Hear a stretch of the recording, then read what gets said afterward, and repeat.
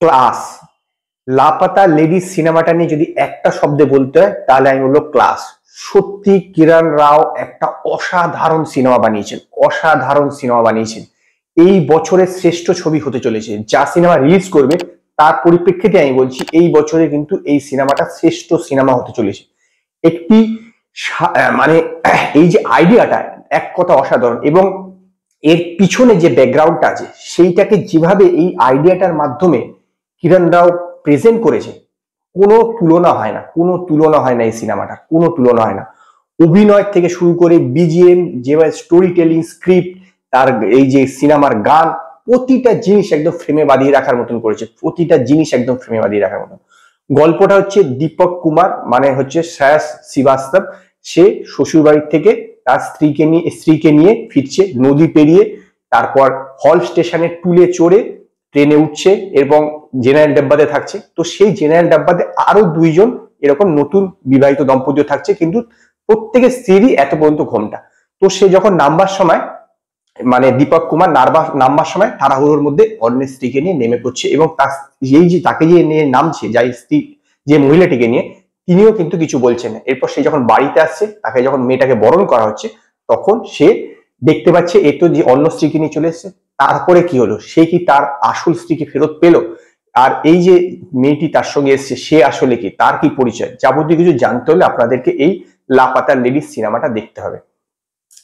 এই সিনেমাটা যেভাবে স্টার্টিংটা যেভাবে হলো, মানে যেরকম ভাবে দেখিয়েছে যে গ্রাম বাংলা প্রকৃত অবস্থা, যে এখানে মানে একটা হল স্টেশনে টুল চড়ে ট্রেনে উঠছে জেনারেল ডাব্বাতে, সেখানে ট্রেনটা জাস্ট এইটুকু দাঁড়ায়, মানে অদ্ভুত দৃশ্য দেখেছি। এবং যেভাবে ক্যামেরার কাজ, যেরকম রেল স্টেশন দেখানো হয়েছে, সেখানে একটা চায়ের দোকান, এবং তারপরে যে অরিজিনাল জায়গায় দীপক কুমারের বাড়ি, পুলিশ স্টেশন, যাবতীয় কিছু এক কথা অসাধারণ। ক্যামেরার কাজ সত্যি অসাধারণ। অ্যাক্টিং এর কথা যদি বলি, প্রত্যেকে, সেটা হচ্ছে যে আপনার রবি কিষান থেকে শুরু করে স্পার্শ শ্রীবাস্তব, প্রভিতা প্রভিতা রান্তে, দুর্গেশ কুমার যে ইন্সপেক্টরের যে কনস্টেবল রোলটা করেছে, সে বিভিন্ন সিনেমাতে এরকম মানে অ্যাকচুয়ালি এরকম কমেডি রোল করে, এখানেও কিন্তু এক কথা অসাধারণ কমেডি করে। যেরকম পাঞ্চ লাইন গুলো মুখ থেকে মেরেছে, মানে একটা দৃশ্য আছে যে ইয়ে লড়কি বহুত দূর যায়গি, সে তখন বলছে যে হ্যাঁ স্যার ইহা সে দেরাদুন 800 কিলোমিটার দূরে, বহুত দূর তো জানা হে। মানে অদ্ভুত অদ্ভুত সব পাঁচ লাইন। এবং প্রথম হাফটা একদম কমেডির মোড়কে দেখিয়েছে। সবচেয়ে বড় কথা কি, দেখুন এখানে দুটো তিনটে মেসেজ দেওয়ার চেষ্টা করেছে কিন্তু ডাইরেক্টর, সেটা হচ্ছে যে মেয়েদেরকে স্বাবলম্বী হওয়া প্রয়োজন, তারপরে হচ্ছে যে দহেজ, মানে যে দহেজ নেয় সেটা কিন্তু ঠিক নয়, এই এই এইরকম দু একটা জিনিস। তারপর মেয়েদেরকে পড়াশোনা করতে দেওয়া উচিত, ছোট বয়সে বিয়ে করা উচিত। এই যে ছোট ছোট মেসেজ গুলো যে গল্পটার মাধ্যমে এমন ভাবে প্রেজেন্ট করেছে, আপনারা না দেখলে কিন্তু একদম বিশ্বাস করবে না। মানে প্রথম হাফটা একদম কমেডির মোড়কে, যে তা একটা ভেবে দেখুন যে এত বড় ঘুমটা, যে মানে তার স্ত্রীর ফটো তুলেছে, তার মুখটাই দেখা যাচ্ছে না, পুলিশ কিভাবে আইডেন্টিফাই করবে যে কে, মানে এই মহিলাটাই কে সেটা বোঝাই যাচ্ছে না। মানে একটা হাসির মোড়কে কিন্তু প্রতিটা দৃশ্যে এরকম কোনো জায়গা নেই যে আপনার এতটুকু বোর হবে, মানে সময় কিভাবে যে কেটে যাবে আপনি বুঝতেই পারবেন না। যে সিনেমাটা দেখতে দেখতে 2 ঘন্টার একটু কম সময়ের সিনেমা ধরতে পারেন, কিন্তু এতটুকু সময় না আপনি বুঝতেই পারবেন না যে এই সময়টা কিভাবে কেটে গেল। এতটাই দুর্দান্ত মনে। ফার্স্ট হাফ তো এক কথায় দুর্দান্ত, সেকেন্ড হাফে শুরুতে একটুখানি বোরিং লাগবে, কিন্তু যখনই আসল রহস্যটা উদ্ঘাটন হবে যে এই মেয়েটি যাকে দীপক কুমার নিজের স্ত্রী ভেবে নিয়ে চলে এসছে, তার যে যখন রহস্যের উদ্ঘাটন হবে তখন কিন্তু আরো জমাটিয়া লাগবে। এবং শেষের যে দৃশ্যটা আছে, যেখানে দীপক কুমারের অরিজিনাল স্ত্রীর সঙ্গে তার মিলটা হবে, অনেকটা কিন্তু আপনার ডিডিএলজির কথা মনে পড়িয়ে দেবে, সেই রেল স্টেশনের কথা সেরকম কিন্তু মনে পড়িয়ে দেবে একদম। যদি এখানে সিচুয়েশনটা আলাদা অন্যভাবে ক্যাপচার করা হয়েছে, কিন্তু ওই কথাটা কিন্তু মনে পড়িয়ে দেবে।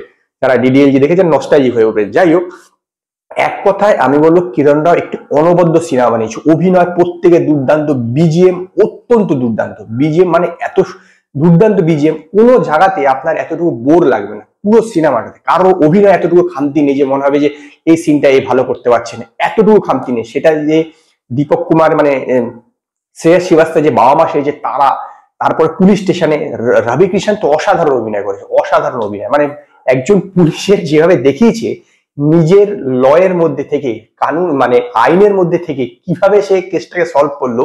মানে সে পয়সাও নিচ্ছে, আবার এমন ভাবে কথা বলছে যে সেই লয়ের মধ্যে থেকে সেই লোকটা আর তাকে স্ত্রীকে নিয়ে যেতে পারছে না। যদি আমি একটু বলে দিলাম কিন্তু তবুও বলছি মানে এক কথা অসাধারণ সিনেমা, অসাধারণ সিনেমা। আমি রেকমেন্ডেড করো, অবশ্যই দেখুন। আমার মতে এই বছরের শ্রেষ্ঠ সিনেমা হতে চলেছে, এই বছরের শ্রেষ্ঠ যে হিন্দি সিনেমা রিলিজ করবে তার পরিপ্রেক্ষিতে আমি বলছি, হিন্দি সিনেমার কথা বলছি, এই বছর শ্রেষ্ঠ হিন্দি সিনেমা হতে চলেছে এই লাপাতা লেডিস। আর এই সিনেমার খারাপ দিক আমার কিন্তু কোনো খারাপ দিক চোখে পড়েনি, সত্যি বলছি আমার কোনো খারাপ দিক চোখে পড়েনি। আমি সেই কারণে এই সিনেমাটাকে 5-এর মধ্যে 4.5 স্টার দেবো। যদি আপনারা লাপাতা লেডিস সিনেমাটা দেখে থাকেন তো আপনারা আমার কমেন্টে জানান আপনাদের কিরকম লাগলো। যদি আপনাদের এই ভিডিও পছন্দ হয় তো লাইক করুন, কমেন্ট করুন, শেয়ার করুন।